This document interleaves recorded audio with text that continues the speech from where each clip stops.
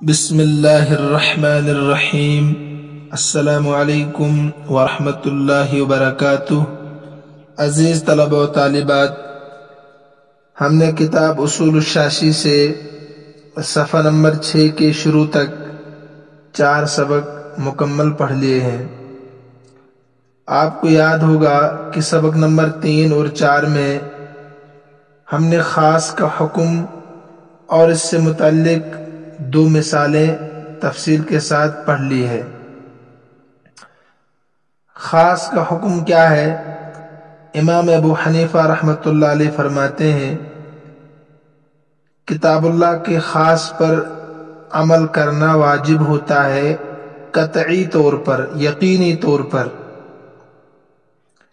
اور امام شافعی رحمۃ اللہ علیہ فرماتے ہیں کتاب اللہ کے خاص پر یقینی طور پر، قطعی طور پر عمل کرنا واجب نہیں ہے، اس لیے کہ کتاب اللہ کے خاص سے حکم قطعی ثابت نہیں ہوتا۔ جب حکم قطعی ثابت نہیں ہے تو عمل کرنا بھی واجب نہیں ہوگا۔ اس کی پہلی مثال ہم نے پڑھی تھی والمطلقات یتربصن بانفسہن ثلاثۃ قروء، اس میں ثلاثۃ خاص ہے۔ اس ثلاثۃ پر 3 پر عمل تبھی ہوگا جب قروء سے حیض مراد لیا جائے گا۔ اور امام شافعی رحمۃ اللہ علیہ فرماتے ہیں قروء سے طہر مراد ہے، ایک قاعدہ نحویہ کی بنیاد پر کہ 3 سے لے کر 10 تک کا عدد تذکیر و تانیث میں معدود کے خلاف ہوتا ہے، لہذا یہاں ثلاثۃ مؤنث ہے تو قروء مذکر ہوگا، اور مذکر جب ہے تو اس سے طہر مراد ہوگا نہ کہ حیض۔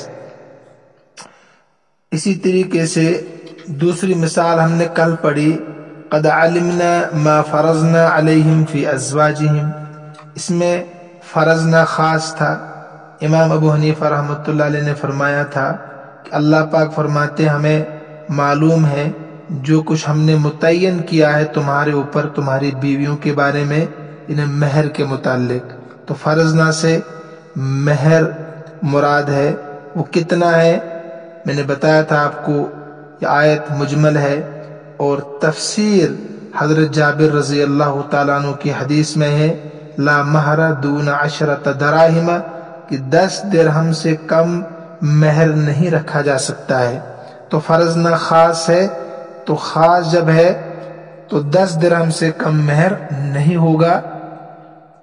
امام شافعی رحمۃ اللہ علیہ فرماتے ہیں کہ فرضنا سے مراد ہے نفقہ، انہیں خرچہ بیوی کا، سکنا انہیں مکان دینا، اس سے مہر مراد نہیں ہے۔ مہر تو عقود مالیہ ہے، نکاح تو عقود مالیہ کی طرح ہے، تو لہذا عقود مالیہ میں بائع اور مشتری پر سارا دار و مدار ہوتا ہے، جس پر وہ رضامند ہو جائیں تو وہی ثمن بنتا ہے، وہی قیمت بنتی ہے۔ لہذا نکاح بھی عقود مالیہ ہے، میاں بیوی جس پر رضامند ہو جائیں تو وہی مہر رکھ سکتے ہیں، لیکن ہمارے یہاں کم سے کم مہر کی مقدار 10 درہم ہے، زیادہ کی کوئی قید نہیں ہے۔ اسی طریقے سے خاص کی آج ہم تیسری مثال پڑھنے جا رہے ہیں۔ تیسری مثال کیا ہے؟ حتی تنکح زوجا غیرہ وَكَذَلِكَ قَوْلُهُ تعالی، اور اسی طرح سے یعنی خاص کی تیسری مثال اللہ تعالیٰ کا فرمان ہے حتی تنکح زوجا غیرہ، یہاں تک کہ وہ عورت نکاح کرے کسی دوسرے شوہر سے، کسی دوسرے سے۔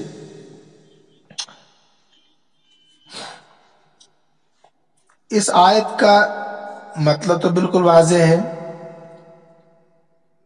کہ اگر کسی مرد نے اپنی بیوی کو 3 طلاق دے دی، 3 طلاقیں دے دی، تو اب اگر وہ پھر سے اس کے ساتھ نکاح کرنا چاہتا ہے تو اس کے لیے ضروری ہے، اس عورت کے لیے، کہ وہ کسی دوسرے مرد سے شادی کرے، اور شادی کرنے کے بعد اب اگر وہ اس کو طلاق دے دے یا وہ مر جائے یا یہ خلا کر لے، اب عدت گزارنے کے بعد وہ پہلے شوہر کے پاس آ سکتی ہے نکاح کے ذریعے سے۔ 3 طلاق دینے کے بعد بیوی ہمیشہ کے لیے حرام ہوتی ہے۔ اب اگر پھر سے اس کو کوئی مرد رکھنا چاہتا ہے تو اس کے لیے شرط ہے کہ وہ کسی دوسرے مرد سے شادی کر لے، باضابطہ شادی۔ اس کے بعد اگر وہ مر گیا یا اس نے خود طلاق دے دی یا عورت نے خلا کر لیا تو عدت گزارنے کے بعد یہ عورت پہلے شوہر سے نکاح کر سکتی ہے، اس کو حلالہ کہتے ہیں۔ ٹھیک ہے، اسی کا بیان اس آیت کے اندر ہے۔ لیکن اس میں ایک چیز خاص ہے، وہ ہے تنکیہ لفظ، اسی کو آپ نے لینا ہے، اسی پر غور کرنا ہے۔ اس آیت میں جو تنکیہ ہے یہ ہمیں یہ بتلا رہا ہے، امام ابو حنیفہ رحمۃ اللہ علیہ اس سے استدلال کرتے ہیں تنکیہ سے، کہ اگر کوئی لڑکی بالغ ہے، چاہے وہ باکرہ ہو یا سیبہ ہو، لیکن بالغ ہونی چاہیے، باکرہ ہو یا سیبہ، باکرہ بھی جانتے ہیں آپ، سیبہ بھی جانتے ہیں۔ سیبہ کہتے ہیں شادی شدہ کو، باکرہ کہتے ہیں جس کی ابھی شادی نہ ہوئی۔ تو سیبہ ہو یا باکرہ ہو، بغیر ولی کی اجازت کے وہ اپنا نکاح کسی سے بھی کر سکتی ہے۔ بالغہ سیبہ ہو یا باکرہ ہو، بغیر ولی کی اجازت کے کسی سے بھی وہ نکاح کر سکتی ہے۔ کسی سے مطلب ہے ایمان والے سے، یعنی بذات خود نکاح کر سکتی ہے۔ لیکن امام شافعی رحمۃ اللہ علیہ فرماتے ہیں کہ باکرہ اور سیبہ دونوں میں سے کوئی بھی عورت اپنا نکاح ولی کی اجازت کے بغیر نہیں کر سکتی، چاہے باکرہ ہو چاہے سیبہ ہو، ان دونوں میں سے کوئی بھی عورت اپنا نکاح خود نہیں کر سکتی ہے۔ یہاں تک کہ جو باکرہ لڑکی ہوگی، چاہے وہ چھوٹی ہو یا بڑی ہو، چھوٹی ہو یا بڑی ہو، باکرہ لڑکی چاہے چھوٹی ہو یا بالغہ ہو یا بڑی بالغہ ہو، اس پر تو اس کا ولی زبردستی کر سکتا ہے کسی سے بھی نکاح کرنے پر۔ یہ امام شافعی رحمۃ اللہ علیہ فرماتے ہیں۔ لیکن اگر سیبہ ہے، یعنی شادی شدہ ہے، صغیرہ ہو یا بالغہ ہو، تو اس کا نکاح اگر کرنا چاہے تو ولی اس سے اجازت لے کر کرے گا، ولی اس سے اجازت لے کر ہی کرے گا۔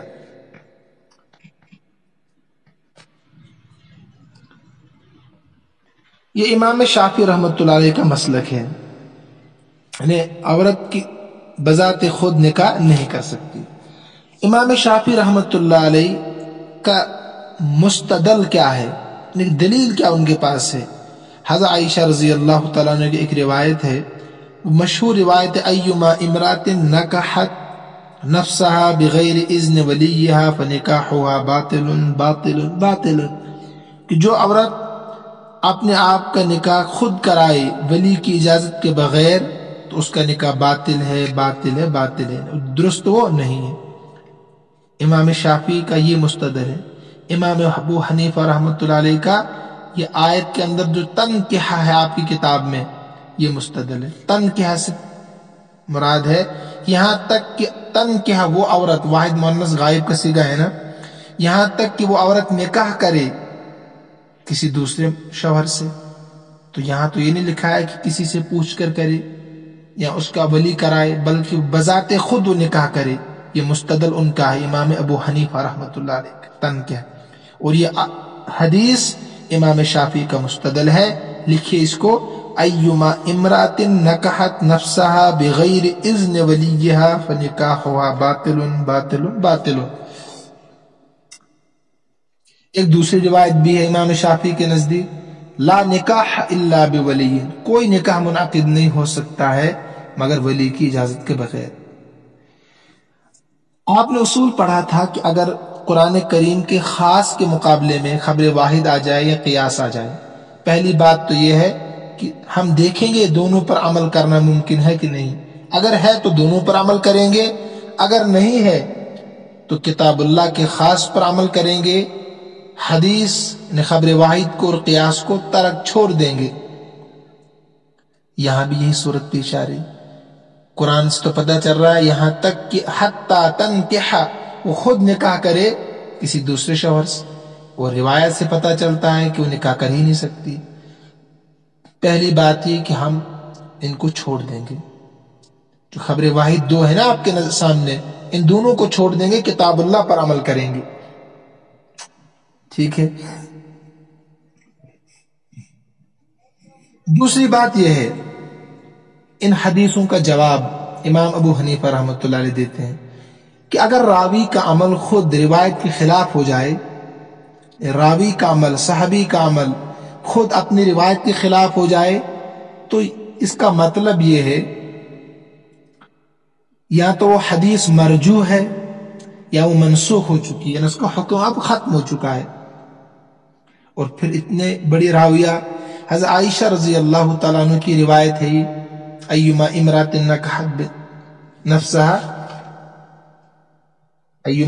نکحت نفسها بغیر اذن ولیہا، یہ حضرت عائشہ رضی اللہ تعالیٰ عنہ کی روایت ہے، اور یہ خود اس کے خلاف کر رہی ہے۔ وہ کیسے؟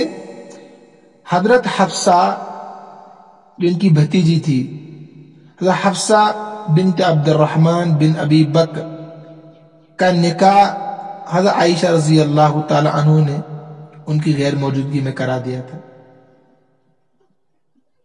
اپنی بھتیجی کا نکاح ان کی عبد الرحمن بن ابی بکر کی غیر موجودگی میں کرا دیا تھا، وہ موجود نہیں تھے، ولی موجود نہیں تھا، تو پتہ چلا کہ ہاں تو یہ مرجوح ہے، یہ منسوخ ہو چکی ہے، خود راویہ اپنی روایت کے خلاف ہو رہی ہے۔ دوسرا جواب ان روایات کا جو قرآن کے خلاف آ رہی ہے، اپوزٹ میں آ رہی ہے، اس روایات سے باندی مراد ہے کہ باندی بغیر ولی کی اجازت کے خود نکاح نہیں کر سکتی ہے، اس کے تو ہم بھی قائل ہیں۔ اس سے مراد کیا ہے؟ باندی ہے، آزاد عورت اس سے مراد نہیں ہے۔ ایک روایت کا جواب تو آ گیا۔ دوسری روایت جو ہے لا نکاح الا بولی، کہ یہ کمال کی نفی پر محمول ہے، تو نکاح تو ہو جاتا ہے مگر ایسا نکاح نہیں ہوتا جیسے کہ باپ کی اجازت سے، چاچا کی اجازت سے، دادا کی اجازت سے ہونا چاہیے، یعنی ولی کی اجازت سے، جو کہتے ہیں کمال کی نفی پر محمول ہے۔ یا دوسرا جواب یہ کہ اس سے غیر کفو میں نکاح مراد ہے۔ مثلا اگر کوئی عورت بادشاہ کی بیٹی ہے، وہ ایک صفائی کرمچاری سے شادی کر رہی ہے، تو یہ اس کے مرتبے کے خلاف ہے نا بادشاہ کے، تو یہ نکاح منعقد نہیں ہوگا۔ لیکن اگر کوئی لڑکی کفو میں شادی کر رہی ہے، اچھا گھر ہے، دیندار ہے، اچھا گھر ہے، تو نکاح منعقد ہوگا، نکاح منعقد ہوگا۔ لیکن اس زمانے میں یہ مسئلہ عام بتانے کا نہیں ہے، ورنہ بڑی خرابیاں پیدا ہوں گی۔ امام ابو حنیفہ رحمۃ اللہ علیہ نے جو اجازت دی ہے، یہ حالات کی وجہ سے دی ہوگی۔ تو بہرحال یہ تفصیل طلب مسئلہ ہے۔ اس کے بعد وَيَتَفَرَّعُ، جو اختلاف آپ کے سمجھ میں آ گیا ہے نا، اختلاف ذہن میں جب آ گیا امام ابو حنیفہ رحمۃ اللہ علیہ، امام شافعی رحمۃ اللہ علیہ کا تنکیہ سے امام ابو حنیفہ استدلال کرتے ہیں کہ بالغہ عورت بذات خود اپنا نکاح کر سکتی ہے، امام شافعی کہتے ہیں نہیں کر سکتے۔ ان کا مستدل کیا ہے؟ ایما امرات نکحت نفسها بغیر اذن ولیہا فنکاحها باطل باطل باطل۔ دوسری روایت لا نکاح الا بولی۔ یہ اختلاف ذہن میں رکھیے، مستدل بھی ذہن میں رکھیے۔ اب اس سے آگے فرماتے ہیں صاحب کتاب رحمۃ اللہ علیہ وَيَتَفَرَّعُ مِنْهُ، اب اسی سے اسی اختلاف سے اختلاف نکلے گا، اسی اختلاف سے اختلاف پیدا ہوگا۔ ہمارے یہاں نکاح ہوتا ہے، کسی آزاد عورت بالغ عورت نکاح کرے تو نکاح ہو جائے گا، ان کے یہاں نہیں ہوگا۔ تو تو اختلاف پیدا ہوگا کہ نہیں؟ مثلا ایک عورت نے بذات خود نکاح کیا، نکاح کر لیا، تو اب ہمارے یہاں اب وہ مرد جو اسے وطی کرے گا، جمع کرے گا، یہ حلال ہوگا ہمارے یہاں، کیونکہ نکاح درست ہے تو سب کچھ درست ہے۔ امام شافعی کے اندر درست نہیں ہے کیونکہ نکاح ہی نہیں ہوا ہے۔ مہر، نفقہ، سکنا، یعنی نفقہ خرچہ، مکان دینا، سکنا ہمارے یہاں سب لازم ہوگا، اس لیے کہ نکاح درست ہے۔ امام شافعی کے یہاں درست نہیں، نکاح ہی نہیں ہوا۔ اسی طریقے سے طلاق اگر مرد دینا چاہے اس نکاح کے بعد تو طلاق بھی دے سکتا ہے، کیونکہ نکاح ہوا ہے تو طلاق بھی واقع ہوگی۔ امام شافعی کے یہاں نکاح ہوا ہی نہیں تو طلاق کہاں سے ہوگی؟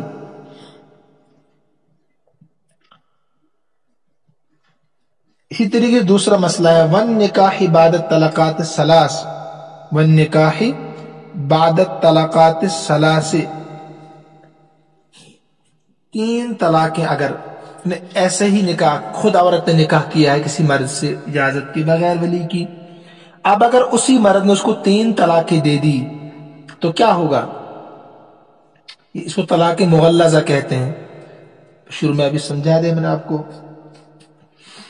تو کیا ہوگا؟ اب ہمارے نزدیک تو یہ ہوگا کہ اب 3 طلاقیں پڑھ چکی ہے، اگر وہی مرد وہی شوہر اس کو پھر سے رکھنا چاہتا ہے، اس عورت کے لیے ضروری ہے کسی دوسرے مرد سے نکاح کر لے باضابطہ طور پر، اور اس کے بعد جب اس کے پاس جائے گی، وہ مر جائے وہ شوہر، پھر صرف نکاح سے کام نہیں چلے گا، یہاں اس کے پاس وہ جائے، خلوت صحیحہ ہو اور جمع وغیرہ سب ہو، اس کے بعد اگر وہ مر جائے یا طلاق خود دے دے، اس کے بعد وہ عدت گزارے گی، عدت گزارنے کے بعد وہ پہلے مرد سے شادی کر سکتی ہے ہمارے نزدیک امام ابو حنیفہ رحمۃ اللہ علیہ کے۔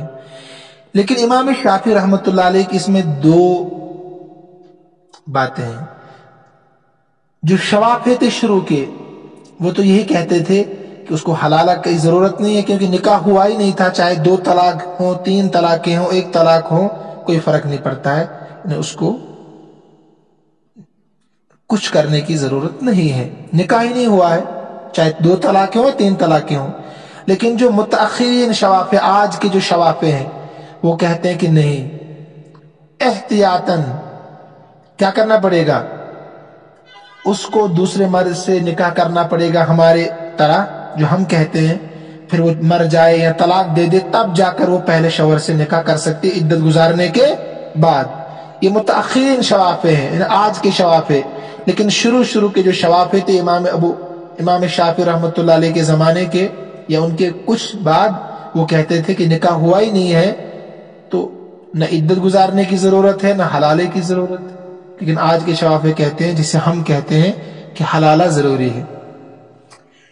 یہ باتیں تو آگے جو کتاب میں تھی۔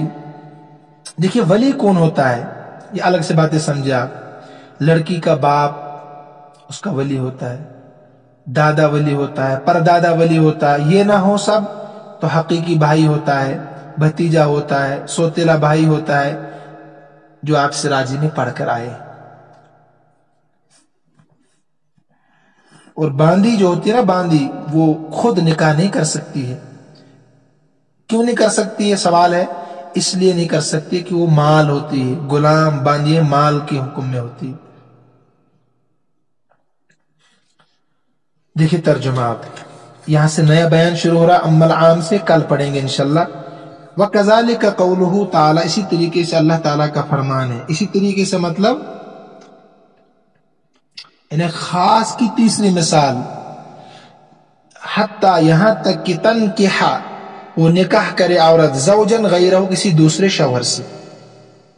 خاص ہے فی وجود النکاح، نکاح کے پائے جانے میں، من المرأة، عورت کی طرف سے۔ عورت بذات خود نکاح کر سکتی ہے، تو عورت کی طرف سے نکاح کے پائے جانے میں یہ تنکح لفظ خاص ہے۔ فلا یترک العمل بہ، تو اس پر عمل نہیں چھوڑا جائے گا، بما، اس روایت کی وجہ سے، رویہ، جس کو روایت کیا گیا ہے حضور صلی اللہ علیہ وسلم سے، حضرت عائشہ رضی اللہ تعالیٰ عنہ نے۔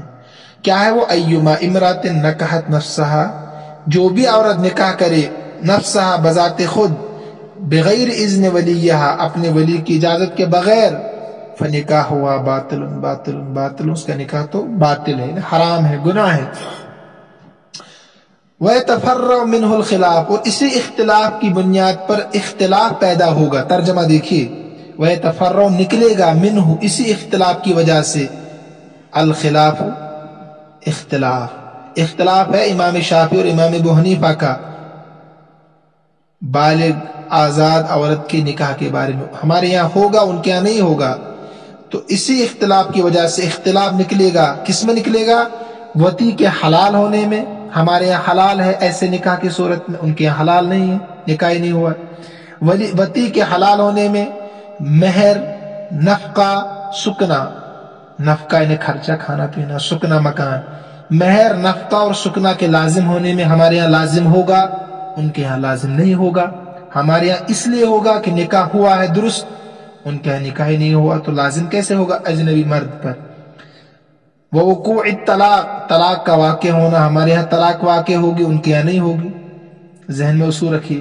والنکاح بعد الطلقات الثلاث، اور نکاح کا ہونا 3 طلاقوں کے بعد، ہمارے یہاں 3 طلاقوں کے بعد وہ عورت حرام ہوگی ہمیشہ کے لیے، اس کو طلاق مغلظہ کہتے ہیں۔